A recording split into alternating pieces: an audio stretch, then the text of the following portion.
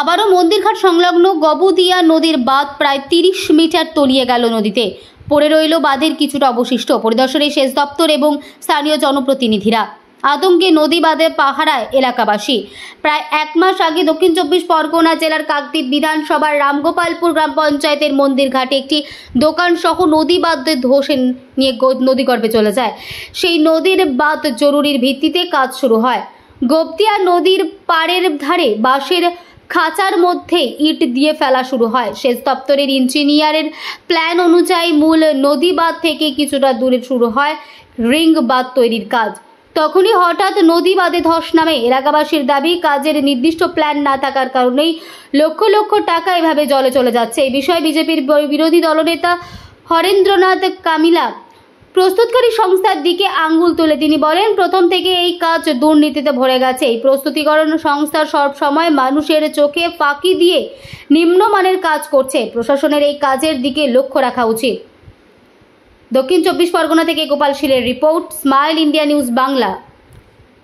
এই অনুষ্ঠানটি নিবেদন করছেন IndiGo the boutique, Ena advertising, city light digital production, Digi legal India. গ্রাম কমিটির লোক গ্রামে বসে আলোচনা হয়েছে যে গ্রাম ছাড়া এই কাজ হবে না। গ্রাম কমিটি বসে সিদ্ধান্ত নিল, গ্রাম কমিটি বললো যে এই জায়গার উপরে কাজটা হবে। কিন্তু আমরা যখন এসে প্ল্যান এস্টিমেটটা চাই, এরা প্ল্যান এস্টিমেট কোনো মতো দেখাতে চায়নি।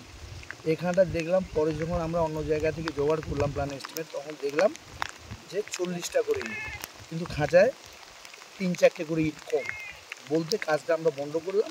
কিন্তু বাবুরা এসে, থানার ওসি এসে, গ্রাম পঞ্চায়েতের প্রধান এসে, আজকের এই রামগোপালপুর অঞ্চলের এই মন্দিরের ঘাট আজকে দীর্ঘদিন থেকে এই ভাঙন চলছে। এইখানকার গ্রামবাসী তিনারা বারবার বলছেন যে এইভাবে কাজ করলে সঠিক কাজ হয় না। বর্তমান যে এই কাজ দেখাশোনার যে গোপালবাবু আছেন, অযথাভাবে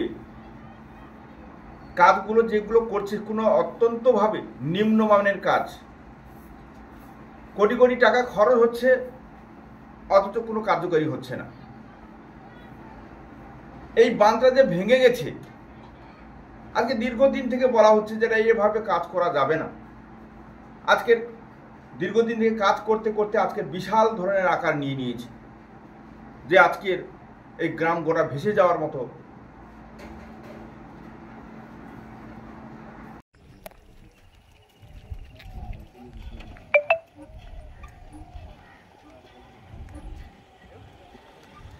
ইনি কি দপ্তর কি আছে? কোন officer? Irrigation officer. Irrigation officer.